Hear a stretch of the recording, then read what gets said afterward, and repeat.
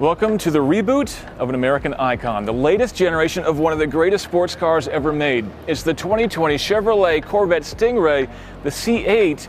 And this is a huge reinvention for this car. More changes than we've ever seen before, so many that I hardly know where to begin, but the engine is always a safe bet. Now, normally when you talk about a Corvette and you want to talk about the engine, you go pop the hood. This time, the engine's back here. This is the first mid-engine Corvette, but don't worry, it's still packing a big V8. 6.2 liters to be specific, just like before. Chevy not going with a turbocharged V6 or anything like that, but they still managed to find 30 more horsepower than before. With the performance exhaust, this thing puts down 495 horsepower, and combined with the new 8-speed dual-clutch transmission, means this thing can get from 0 to 60 in less than 3 seconds. That's almost as fast as the old ZR1.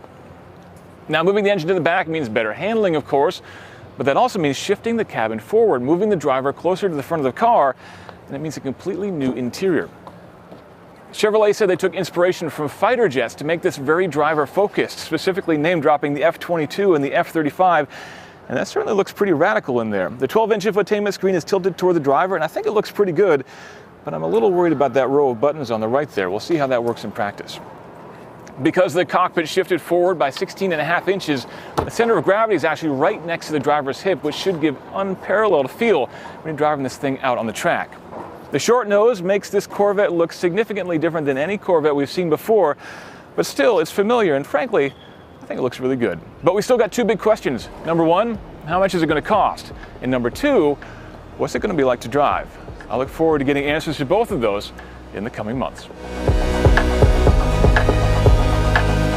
That's what I think about the new Corvette C8, but let us know what you think in comments. Is mid-engine a good thing? And what about that interior? Also, don't forget to like and subscribe and check out theroadshow.com for all the details.